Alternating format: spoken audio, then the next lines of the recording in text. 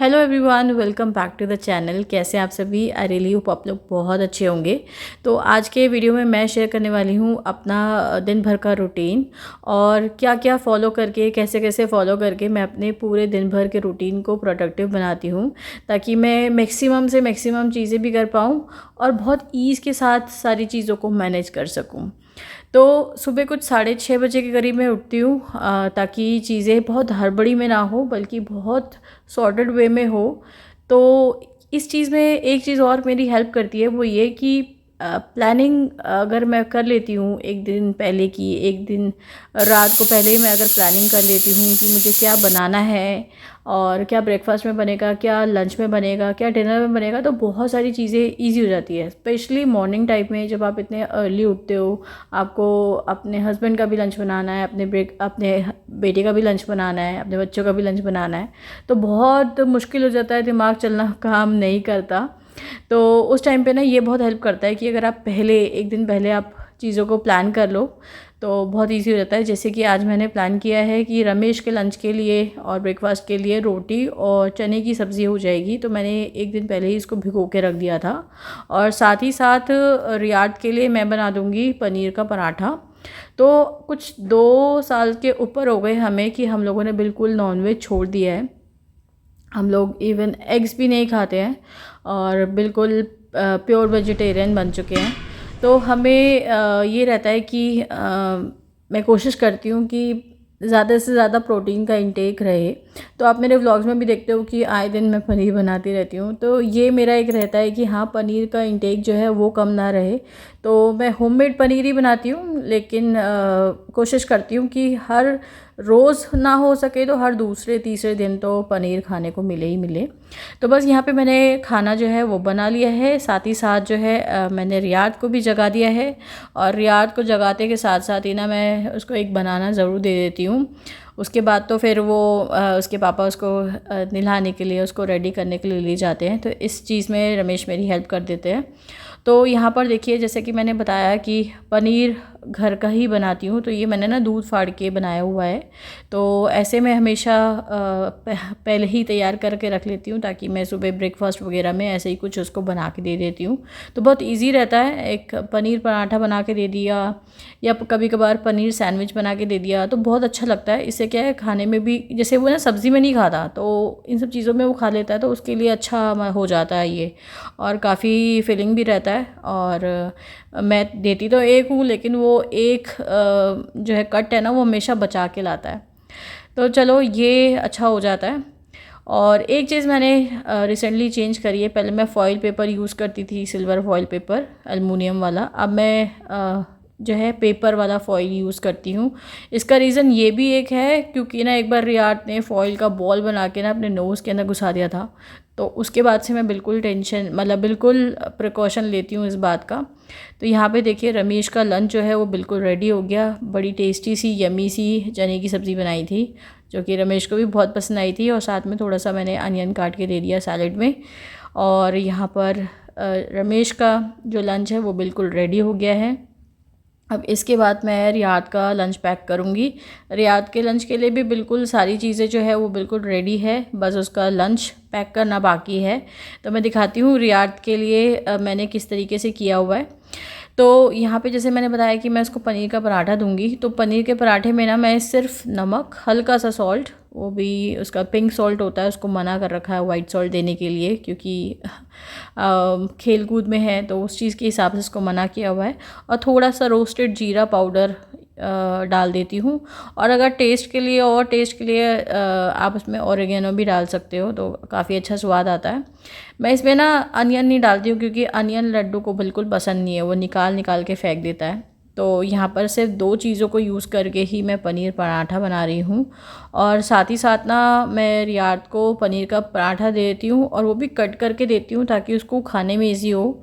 उसको मतलब खुद से तोड़ना इतना, वैसे तो कर लेता है, बट फिर भी उसकी कन्वीनियंट के लिए मैं इसको ऐसे कट करके देती हूँ। और अभी सुबह भी उसका यही ब्रेकफास्ट हो जाएगा। और साथ ही साथ इसमें ना पराठे के साथ मैं दे दूँगी उसको नट पाउडर वाला जो मैंने लड्डू बनाया था ना, लास्ट व्लॉग में मैंने शेयर भी किया था आप सभी के साथ रेसिपी। तो बस वो एक दे दूँगी और कुछ फ्रूट्स मैं उसको कट करके दे दूँगी। तो रियाद का जो ब्रेकफास्ट लंच बॉक्स है वो बिल्कुल रेडी हो गया है।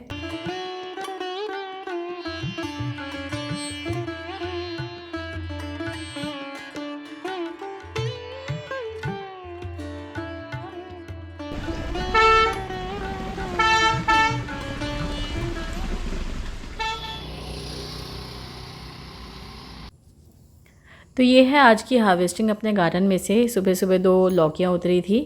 तो मॉर्निंग का रूटीन तो आपने देखा ही कि बहुत ही सॉर्टेड रहता है अगर चीज़ों को प्लान कर लिया जाए। अब मैं आपको दिखाती हूँ कि दिन भर मैं क्या करती हूँ। तो रमेश ने आज ब्रेकफास्ट में मिल्क एंड बनाना लिया था। तो ये जो बनाना पील्स बच जाते हैं अक्सर घर में, तो इनका ना मैं क्या करती हूँ, इस तरीके से यूटिलाइज़ करती हूँ कि मेरे लिए थोड़ा बेनिफिशियल हो जाए।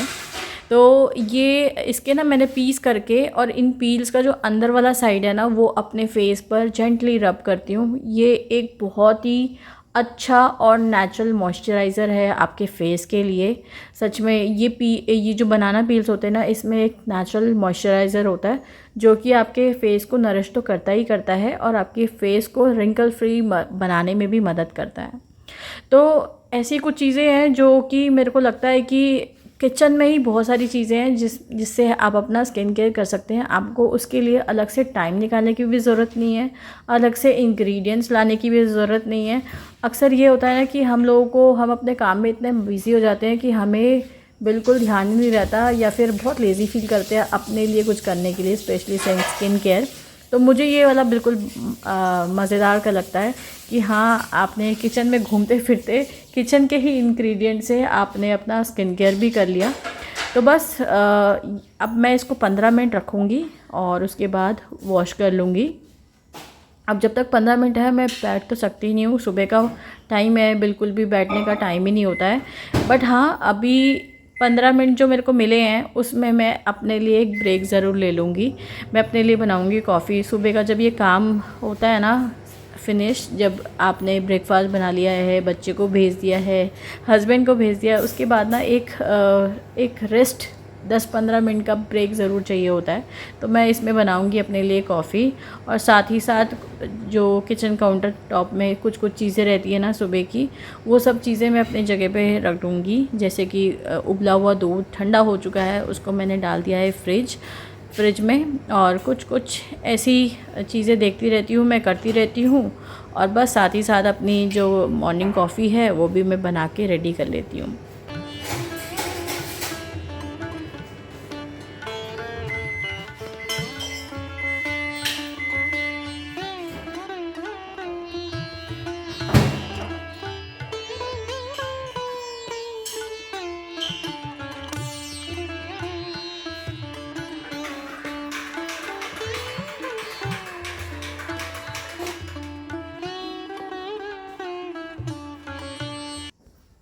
तो दिन को प्रोडक्टिव बनाने के लिए बहुत ज़रूरी है कि आप मल्टीटास्किंग में भी अच्छे रहें। तो जैसे कि मैंने अभी फेस पैक लगाने के बाद अपना जो है कॉफ़ी बना लिया। साथ ही साथ किचन काउंटर टॉप के कुछ चीज़ें हैं जो कि मैंने उनको अपने जगह में रख दिया। और अभी कॉफ़ी मुझे थोड़ी सी गर्म लग रही है, तो उसके बीच भी मैं क्या करूँगी कि अपना जो सोफ़ा है वो ठीक कर दूँगी। सोफ़ा डेली क्लीनिंग तो नहीं मांगता, लेकिन हाँ, जैसे रियाद बैठता है, रमेश बैठता है, तो चीज़ें वापस जगह पे नहीं रखते हैं। कुशन कवर कहीं उल्टी पुल्टी पड़ी रहती है, तो उस चीज़ों को मैं ठीक कर दूँगी। तो ये सब चीज़ें ना साथ साथ में चलती रहे तो काफ़ी अच्छा रहता है। आपका टाइम भी बचता है, एक के साथ 2 काम भी कर लेते हैं आप, और इसी तरीके से ही आप अपने दिन को प्रोडक्टिव बना लेते हैं।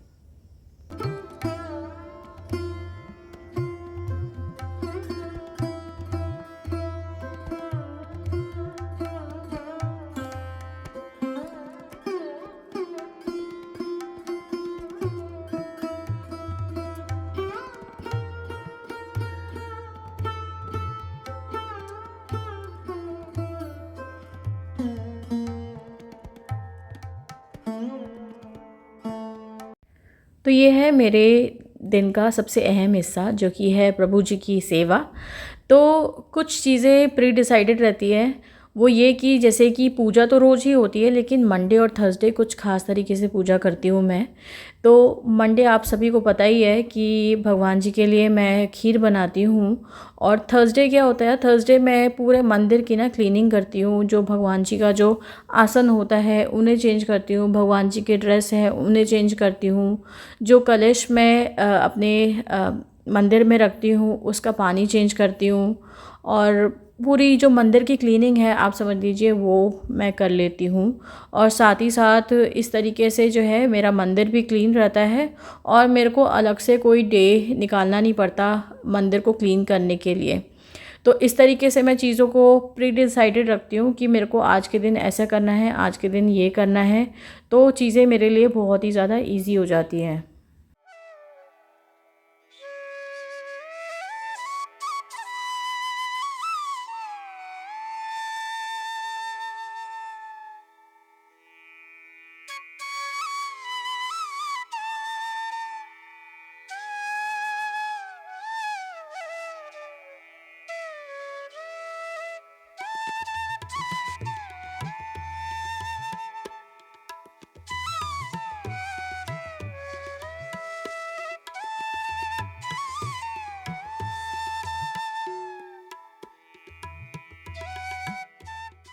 तो पूजा करना सिर्फ प्रभु जी की सेवा करना ही नहीं, बल्कि उसमें अपना भी स्वार्थ होता है। क्योंकि जो आप पूजा करते हैं ना, उसमें जो सुकून मिलता है ना, वो दुनिया की किसी थेरेपी में भी आप ढूंढ नहीं सकते। तो मुझे बड़ा ही अच्छा लगता है कि जो भी डेली की पूजा है वो इतने विधि विधान से करूं, इतने अच्छे तरीके से करूं कि उससे भगवान को तो खुशी मिले ही मिले, बल्कि मुझे उससे ज़्यादा खुशी मिले। तो मेरे को बड़ा अच्छा लगता है कि उनके लिए फूल लेके आऊँ, तुलसी जी लूँ, और उनका हर एक सामान बड़े संजो के रखूँ। जिस तरीके से मैंने अपनी घर गृहस्थी अच्छे तरीके से बसा के रखी है, ठीक उसी तरीके से ही भगवान का भी जो जो मंदिर है, मंदिर के अंदर जो चीज़ें लगती हैं, चीज़ें चाहिए होती है, वो भी मैंने बहुत ही मन से जोड़ी है और बहुत ही मन से उनको संजो के रखती हूँ। तो मुझे सच में बहुत ज़्यादा अच्छा लगता है। और अपने पूजा का जो रूटीन है उसमें मुझे हनुमान चालीसा पढ़ना बहुत ज़्यादा अच्छा लगता है। आरती करती हूँ, और आरती करने के बाद मैं हनुमान चालीसा ज़रूर पढ़ती हूँ, और ये मेरी सब बहुत सुख पहले की है प्रैक्टिस है। तुम्हारी सरना, तुम रक्षक काहू को डरना।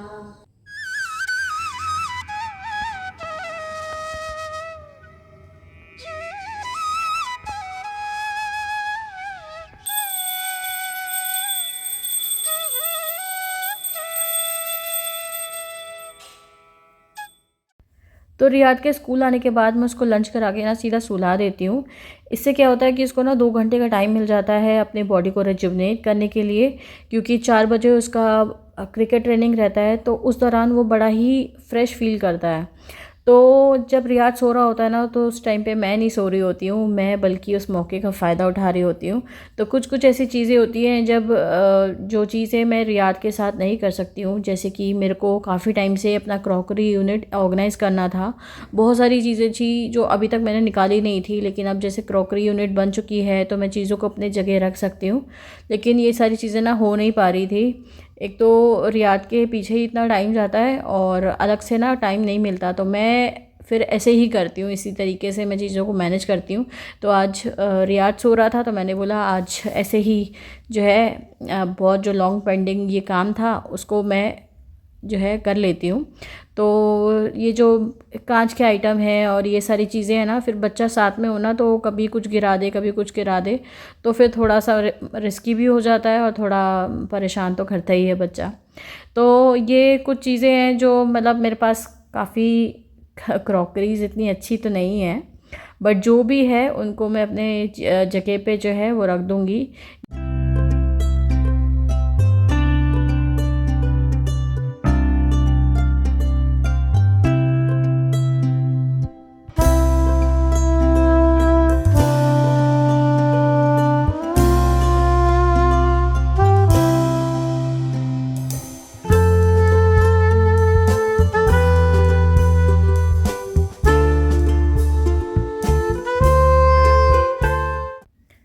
तो हर हर चीज़ों की ना एक जगह होना बहुत ज़रूरी है।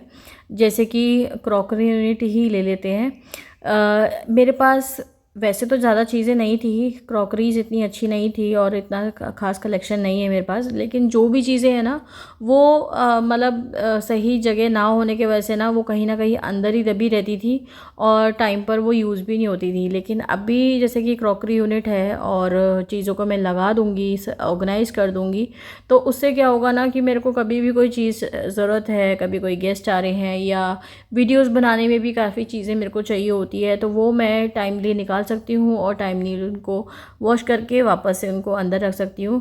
तो ये एक बहुत बड़ा फ़ायदा होता है कि हर चीज़ों का एक अपना एक स्पेस होने का।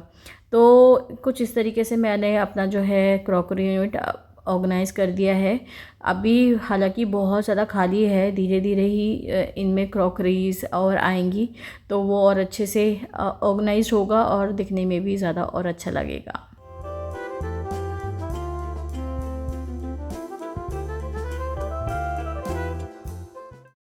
तो आप लोगों ने नोटिस किया होगा कि मैं पहले की तरह इतना फ्रीक्वेंटली वीडियो नहीं अपलोड कर पाती हूँ। वंस इन अ वीक करती हूँ, लेकिन वो भी बहुत मुश्किल से कर पाती हूँ। आजकल क्या बताऊँ मैं कि रियाद के पीछे ना बहुत ज़्यादा थोड़ा बिज़ी रहती हूँ मैं। उसका स्कूल और साथ ही साथ उसका क्रिकेट एकेडमी, मतलब उसकी जो क्रिकेट ट्रेनिंग है उसके संग थोड़ा सा मैं बिज़ी रहती हूँ। प्लस अब एथलीट बना ही रहे हैं बच्चे को, तो उसका खाना पीना बहुत ही ज़्यादा प्रॉपर्ली करना पड़ता है। तो मैं थोड़ा सा बिज़ी रहती हूँ और सच बताऊँ मैं अपने लिए भी टाइम नहीं निकाल पाती हूँ। तो बीच में हम लोगों ने क्या किया था कि इसीलिए हमने ना चीज़ों को कॉमन रखा है, कुछ कॉमन गोल सेट किए, जैसे कि साथ में वर्कआउट करना। मैं अपने लिए पहले तो टाइम ही नहीं निकाल पाती थी, लेकिन हाँ जब से मैंने ये सोचा है कि रियाद के लिए मुझे करना है तो मैं कर पा रही हूँ। तो बीच में हम लोग इतना ज़्यादा अच्छे से, इतना कंसिस्टेंटली हम लोग वर्कआउट करने लगे थे।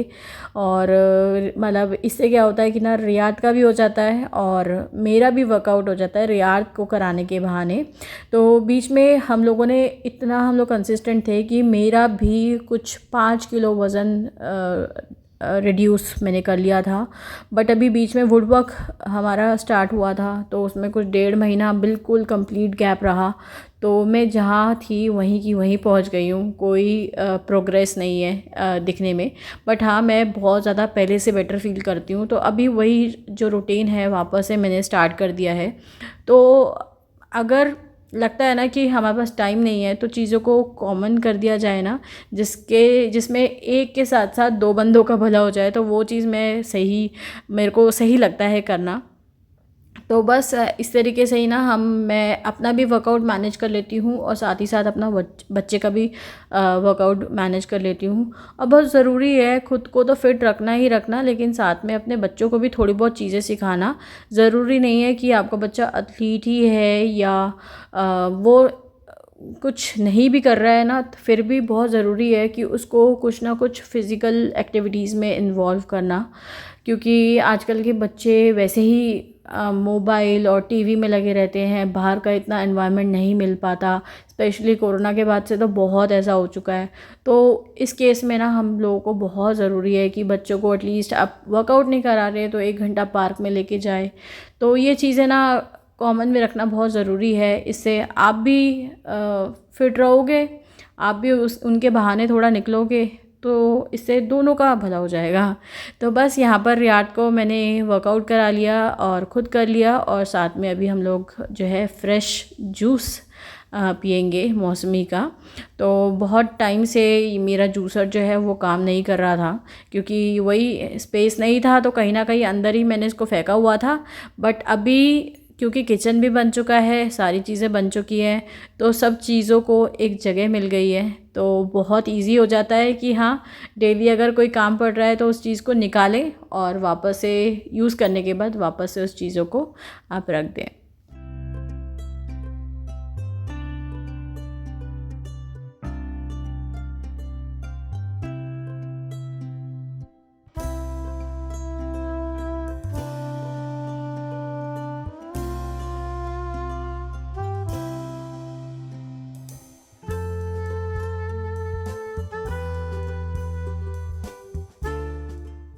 तो ये था मेरा प्रोडक्टिव रूटीन। कुछ इस तरीके से मैं अपने पूरे दिन का यूटिलाइज़ करती हूँ और उसे प्रोडक्टिव बनाती हूँ। बहुत ज़रूरी है कि आप प्रोडक्टिव रहेंगे तभी आप अपने पूरे घर को चला पाएंगे, वो भी एफ़िशिएंटली एंड प्रोडक्टिवली। तो मुझे पूरी उम्मीद है कि ये वीडियो आप लोगों को पसंद आई होगी और आप लोगों के लिए यूज़फुल भी रही होगी। तो अगर यूज़फुल लगे आपको तो प्लीज़ इस वीडियो को अपना प्यार देना मत भूलिएगा। एक लाइक ज़रूर कीजिएगा, कमेंट करके बताइएगा कि कैसा लगा, और अगर चैनल को सब्सक्राइब नहीं किया है तो ज़रूर सब्सक्राइब करें। तो चलिए, मैं मिलती हूँ नेक्स्ट वीक। तब तक के लिए आप अपना ध्यान रखिए।